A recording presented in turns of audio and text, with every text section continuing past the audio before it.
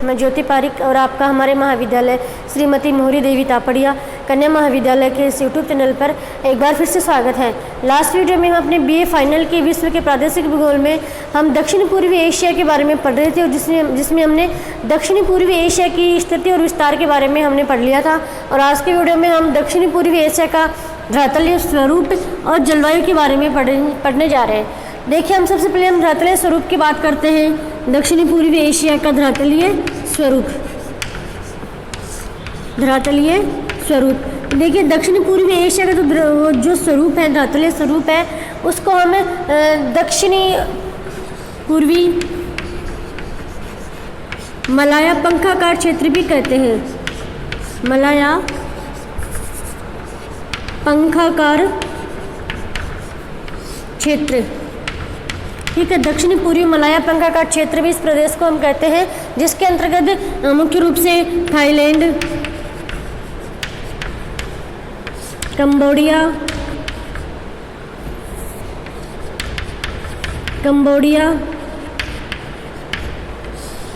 Laos, Philippines,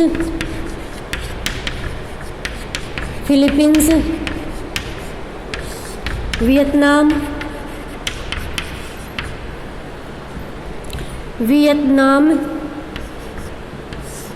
ठीक है, Myanmar, ये सभी जो देश है वो सम्मिलित है कौन से क्षेत्र में?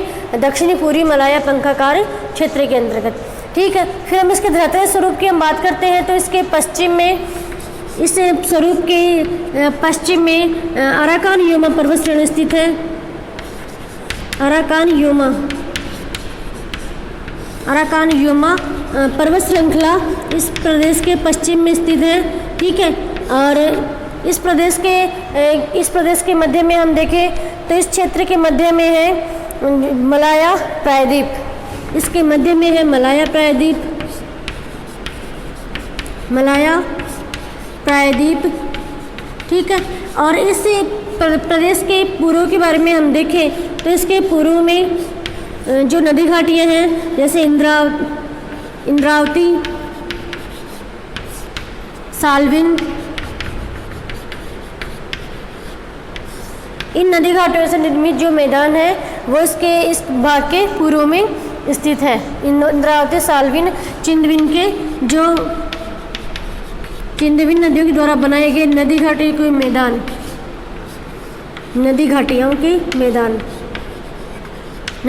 के द्वारा बनाए गए मैदान इस प्रदेश के पूर्व में स्थित है, ठीक है। इस प्रदेश के बारे में हम देखें तो इसके पश्चिम में है अराकान योमा पर्वत श्रृंखला स्थित है, ठीक है। इसके मध्य में है मलाया प्रायद्वीप और इसके पूर्व में मुख्य नदी घाटी है इस क्षेत्र की, जिसमें इंद्रावती, साल्विन, चिंदविन इन नदियों के द्वारा बनाया गया नदी घाटियों का मैदान इस क्षेत्र के पूर्व में स्थित है, ठीक है। उसके आगे हम देखें तो इसके पश्चिम में हमने देखा कि ये जो अराकान योमा पर्वत श्रृंखला है, इसका जो निर्माण है वो टर्सरी युग में हुआ था। इसका निर्माण है टर्सरी युग में, तो यह एक टर्सरी युगीन पर्वत श्रृंखला है, ठीक है। अराकान योमा जो पर्वत श्रृंखला है इसके पश्चिम में स्थित है। इसका निर्माण टर्सरी युग में हुआ था, इसलिए यह एक टर्सरी युगीन पर्वत श्रृंखला है। उसके बाद हम देखें तो यहाँ पे एक अन्य पर्वत श्रृंखला है जिसका नाम है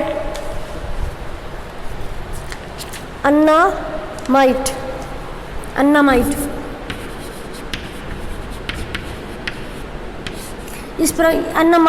पर्वत श्रृंखला,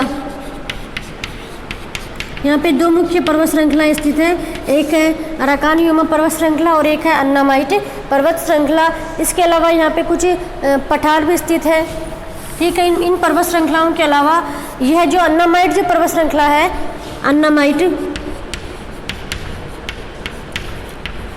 यह पर्वत श्रृंखला जो मिकांग नदी है, इस मिकांग नदी के पूर्व में एक ऐसा आकार के रूप में स्थित है, ठीक है। ये अन्नामाइट जो पर्वत श्रृंखला है, यह पर्वत श्रृंखला मिकांग नदी के पूर्व में एक ऐसा आकार के रूप में यह पर्वत श्रृंखला स्थित है। इसके अलावा यहाँ पे कुछ पठार भी है, जिसमें श्यान का पठार महत्वपूर्ण है। शान का पठार जो ब्रह्मा में स्थित है। शान का पठार, ठीक है, जो कहाँ पे स्थित है, बर्मा में, ठीक है। फिर हम श्यान के पठार के बारे में हम देखें तो यह साल्विन और इरावदी नदी के मध्य स्थित है। साल्विन और इरावदी के मध्य कौन सा पठार स्थित है, श्यान का पठार। श्यान का पठार ब्रह्मा में स्थित है। साल्विन और इरावदी नदी के मध्य में यह पठार विस्तृत है, ठीक है। उसके बाद यहाँ पे एक मलाया प्रायद्वीप है। मलाया प्रायद्वीप, तो यह जो मलाया प्रायद्वीप है, यह जो मलाया प्रायद्वीप है वह चूना पत्थर और क्वार्ट्जाइट के द्वारा बना हुआ है। चूना पत्थर और क्वार्ट्जाइट के द्वारा निर्मित यह मलाया यहाँ पे प्रायद्वीप है, ठीक है। उसके बाद यहाँ पे एक सुंडावेदी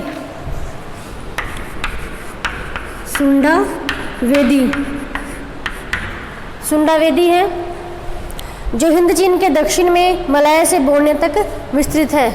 मलाया से लेके बोर्निया तक इसका विस्तार है। मलाया से लेके बोर्निया तक किसका, सुंडावेदी का। और मलाया प्रायद्वीप है जो किस चट्टानों के द्वारा बनाया गया है, चूना और क्वार्ट्जाइट के द्वारा।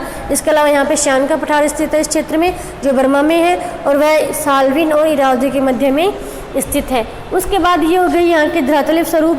उसके बाद हम देखें तो हमने धरातलीय स्वरूप में हमने देखा कि यहाँ पे कुछ पर्वत श्रृंखलाएँ हैं, जिसमें मुख्य है अराकान एवं पर्वत श्रेणी, एक है अन्नामलाइट पर्वत श्रेणी। उसके बाद यहाँ पे कुछ पठार भी स्थित है, जिसमें श्यान का पठार है, साल्विन जो सुंडावेदी है और मलाया प्रायद्वीप है। इसके बाद कुछ नदी घाटियाँ भी इस क्षेत्र में पाई जाती हैं।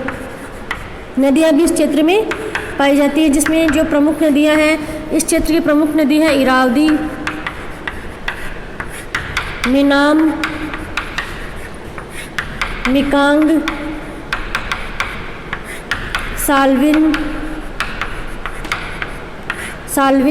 चिंदविन, इस क्षेत्र की प्रमुख नदियां हैं, ठीक है। तो यहाँ पे इस हमारा जो मलाया पंखाकार क्षेत्र है, इस क्षेत्र के अंतर्गत कुछ पर्वत श्रेणियाँ भी स्थित हैं और कुछ पठार भी हैं, और इसके अलावा कुछ नदी घाटियाँ भी इस क्षेत्र में पाई जाती है। तो यह हो गया इसका धरातलीय स्वरूप। उसके बाद हमें इस क्षेत्र की जलवायु के बारे में हम बात करते हैं। तो देखिए जो अपना दक्षिणी पूर्वी क्षेत्र है, उस दक्षिणी पूर्वी क्षेत्र की जो जलवायु है वो मुख्य रूप से उष्णकटिबंधीय जलवायु है। उष्णकटिबंधीय जलवायु है। दक्षिणी पूर्वी क्षेत्र की जलवायु के बारे में कभी पूछा जाए तो इस यहाँ की जलवायु है उष्णकटिबंधीय जलवायु। उसके बाद हम इसकी जलवायु को हम दो भागों में बांट सकते हैं। पहली है भूमध्य रेखीय जलवायु, भूमध्य रेखीय जलवायु और मानसूनी जलवायु, ठीक है। मलाया पंखाकार क्षेत्र की जलवायु को या फिर दक्षिणी पूर्वी एशिया की जलवायु को हम दो भागों में विभक्त कर सकते हैं। पहली हमारी है विषुवत रेखीय जलवायु और दूसरी है मानसूनी जलवायु। तो देखिए जो विषुवत रेखीय जो जलवायु है, पहली हमारी है भूमध्य रेखीय या फिर विषुवत रेखीय जलवायु, भूमध्य रेखीय जलवायु, ठीक है। भूमध्य रेखीय जलवायु के बारे में हम देखें तो यह जो जलवायु है, इस जलवायु का विस्तार मुख्य रूप से इंडोनेशिया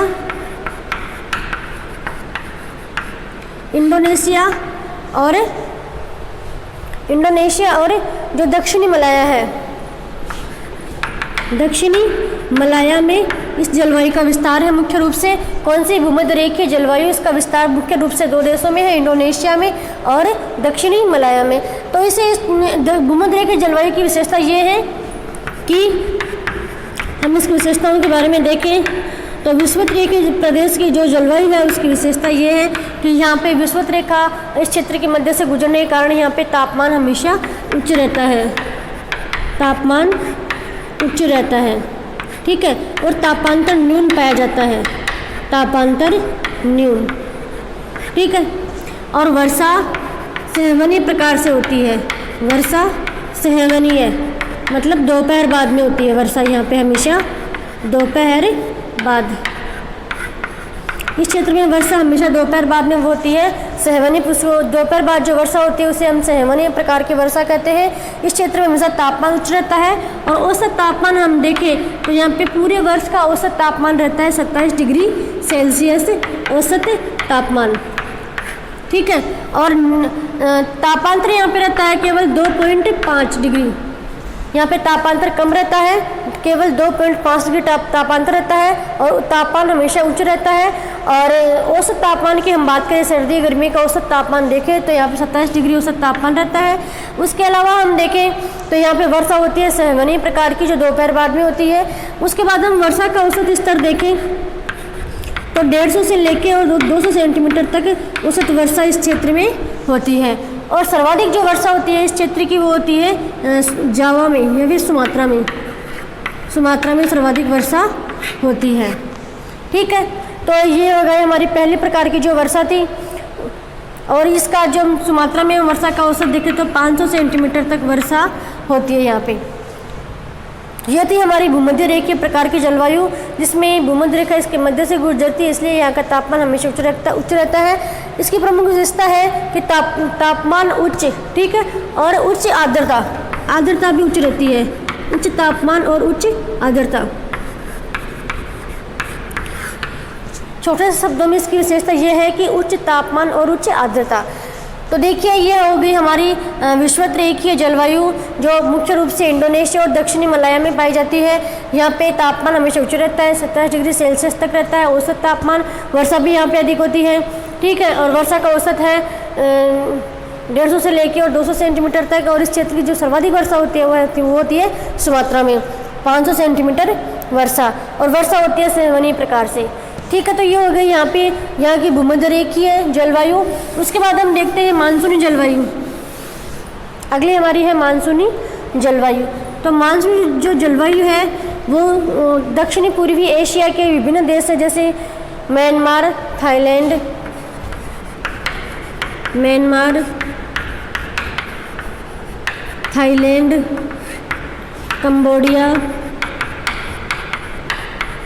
कंबोडिया, लाओस,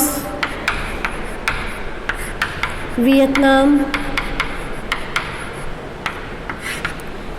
है, ठीक है। इन क्षेत्रों में यह जो मानसून प्रकार की जलवायु है वो पाई जाती है। उसके बाद हम यहाँ के तापमान के बारे में देखें तो यहाँ पे तापमान 22 डिग्री सेल्सियस रहता है औसत तापमान। यहाँ का औसत तापमान रहता है 22 डिग्री सेल्सियस, ठीक है। उस भूमध्य रेखा के क्षेत्र से यहाँ पे तापमान थोड़ा कम रहता है। और यहाँ पे हम वर्षा की बात करें तो यहाँ पे वर्षा का जो औसत स्तर है वो भी से थोड़ा कम रहता है, 50 से लेके और 100 सेंटीमीटर तक यहाँ पे वर्षा का वार्षिक औसत स्तर रहता है। वार्षिक औसत स्तर, ठीक है। यहाँ पे वर्षा उस क्षेत्र से कम भी होती है, ठीक है। उसके बाद हम देखें यहाँ के जो ये हो गई हमारी जो मानसूनी जलवायु थी। मानसूनी जो जलवायु है वो मुख्य रूप से म्यांमार, थाईलैंड, कंबोडिया, लाओस और वियतनाम में पाई जाती है। उसके अलावा यहाँ का तापमान रहता है 22 डिग्री सेल्सियस औसत तापमान पूरे वर्ष का। और जो वर्षा है वो है 50 से लेकर 100 सेंटीमीटर तक वर्षा इस क्षेत्र में पाई जाती है। इसके बाद हम यहाँ की जलवायु के बारे में एक चीज़ और देखते हैं कि दक्षिण पूर्वी एशिया की जलवायु है उस जलवायु के ऊपर जो उष्णकटिबंधीय चक्रवात है, उष्णकटिबंधीय